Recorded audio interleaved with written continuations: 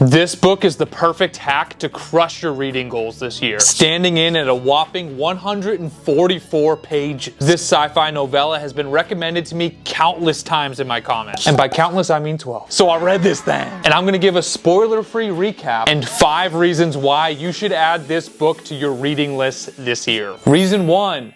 Cool plot. In Murderbot, all systems red, we follow the life of a government-issued security android. It kinda looks like a human, but acts like a robot. These androids are like common in this futuristic world. They're called sec units, and they're kinda like mindless artificial intelligence, and are just kinda there to take commands, to protect and assist scientists on like planetary missions, or some nerdy shit like that. But the difference between your typical sec unit and the sec unit we follow in this story is that ours has gone rogue, baby. Yeah! It has hacked its own main control system, giving it free will. But unlike other sec units that have gone rogue, instead of using this autonomy to, I don't know, kill the scientists controlling it or something, our sec unit prefers to be left alone, binge watching its favorite television shows. Because it's a little introvert. A lot of introvert, actually. Murderbot is the cheeky name our friendly little sec unit gave itself, and it still like completes its daily tasks robotically so that no one in its human crew notices that it's sentient. And Murderbot puts on this facade until a dangerous situation forces it to actually communicate and engage with the humans it was hired to protect. I saw someone on Reddit say like, Murderbot is like Pinocchio, except it doesn't want to be a real boy or a real girl. It doesn't have a gender, actually. So that's why I keep calling it, because it refers to itself as it. But yeah, Murderbot just kind of became sentient one day. We're not really 100% sure how or why, but in any event, it wants to be left alone and just do its job, you know? Like on the inside cover, it literally says, I have to make myself do things I don't want to do, like talk to humans. I get it, my guy. Reason number 2, quick read. I'll say it again, people. 144 pages, slim and slender. Ooh. Ooh, oh, I don't know what that is. Not even kidding, I read this whole thing in like 2.5 hours. No big deal. It's obviously short, like your boy. The pages are actually like tiny compared to some other books, and the margins are pretty girthy. The reason this book's small stature excites me so much is a lot of sci-fi or fantasy books are like huge tomes. And that's the first time I've ever used the word tome in a sentence, so how did that sound? Natural? Tome means large book, essentially. And the reason I said that is because I didn't really know what that meant until like a week ago. But yeah, tomes on tomes in this genre usually. Call me Tommy Hawk. I'm reading so many freaking tomes right now. And I love tomes. Don't get me wrong, but I'm also like so interested in reading so many books in and outside of the fantasy sci-fi genres. So sometimes a 650-page tome can bog your boy down. The proof's in the pudding. Look at that. You versus the guy she told you not to worry about. Yeah, that was good. Just make a 6-year-old reference, Phil. Anyway, with big books like that, you're kind of stuck in that story, that world for so long, and it's almost always rewarding, don't get me wrong, but it isn't conducive to reading a higher amount of books, a more diverse array of authors, or trying out more new genres. Anyways, the best part about liking this short, svelte, meager little novella is that there's like 6 other equally sized novellas in this series, the Murderbot Diaries. So you can binge this series as fast as Murderbot binges Sanctuary Moon. You don't get it yet, but you will. I'm currently listening to Booktube because it's only like a 3.5-hour audiobook, and it's free on my Spotify family plan.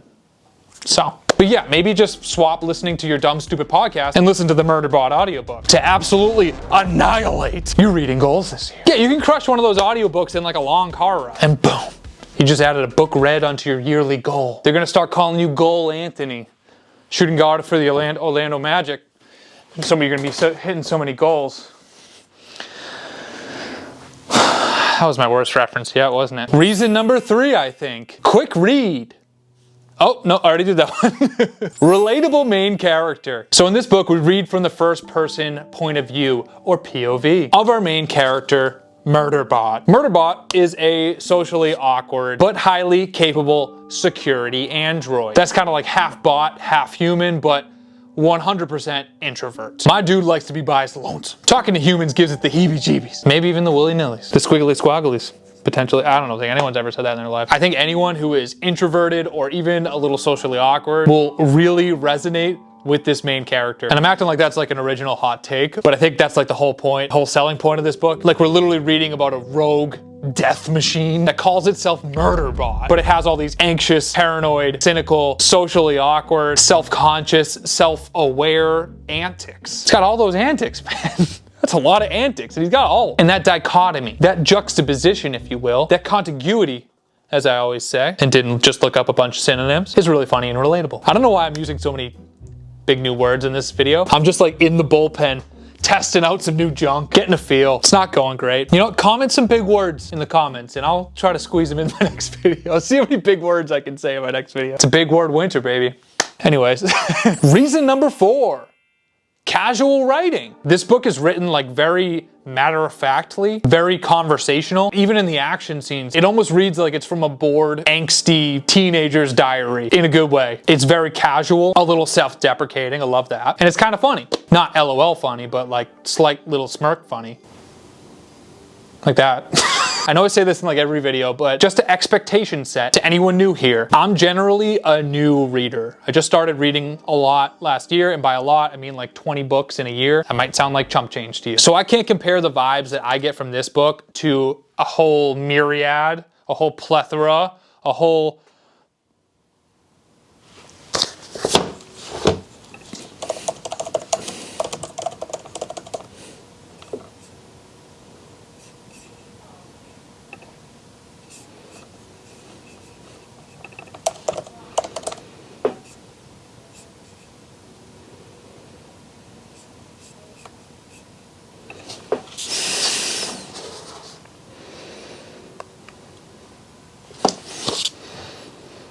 throng, and now I'm kind of lost. I don't know where I was going with that sentence. I just spent so much time looking up a synonym to myriad that I don't know what was I talking about? I can't compare the vibes of this book to a giant sample size. Is kind of what I was getting at. But the first thing that came to my mind was The Martian and Project Hail Mary by Andy Weir. That like first person, intelligent but jokey, self-deprecating point of view. It's definitely less science heavy than the aforementioned books. But yeah, the vibes are kind of like on par, on Birdie, on Albatross, in terms of the writing. Similar writing vibes. I did find reading this a little less fluid, or effortless is probably a better word, than those 2 books I mentioned by Andy Weir. I was a little confused, like one can be at the beginning of a new book, while they're being introduced to a new story, a new world. But it honestly took me about like 60-ish pages, maybe 70, to kind of like catch a rhythm, if you know what I'm saying, to feel like it's really going and to get like excited about the story. I feel like I was information gathering for so long. So yeah, I mean like 60-70 pages is like half this book where I'm just information gathering. I'd rather be flowing,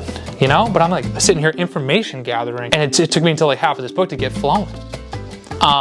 It was just like a lot of sci-fi things. I guess that shouldn't be a surprise. And those sci-fi things took me a second to kind of calibrate in my head. Like, you know, like with sci-fi and fantasy, you can almost always expect the world to have its own like lingo or meanings for words. Like I always think of burner for cigarette in Red Rising. Like they were just throwing around the word burner everywhere. And you kind of just put it together eventually that burner means cigarette. But you got to put in the pages. You gotta put in the work to figure that out. You just gotta put these pieces together while you're information gathering, you know? Like in this book, they use the word fauna a lot, like from the phrase flora and fauna. And I literally just looked up what fauna meant before looking it up, like just 10 minutes ago. I assumed it meant mushrooms. Literally, while I was reading this 2 nights ago, I asked my fiance, hey, do you know what fauna means? And she goes, I think mushrooms sounded good to me. So I just went about reading, completely assured that fauna meant mushrooms. And I was confused. I was very confused because turns out fauna means animals. Animals, not mushrooms.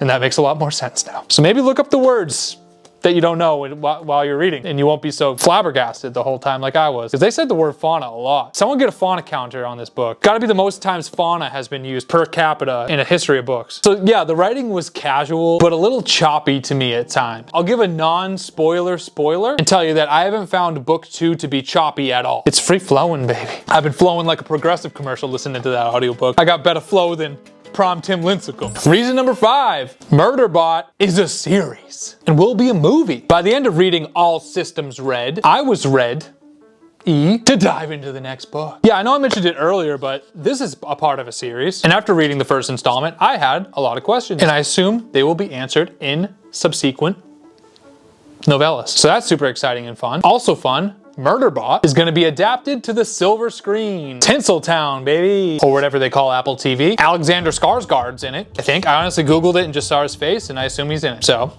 If he's not, I'm sorry. In any event, I recommend you reading all of the Murderbots before that show comes out so that you can say you were on Murderbot before it went mainstream. And you can also say, the book was better.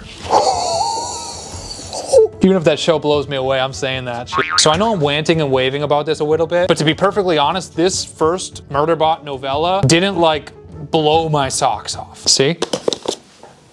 I had to pull them off myself. That being said, I would still give this like a 3.8.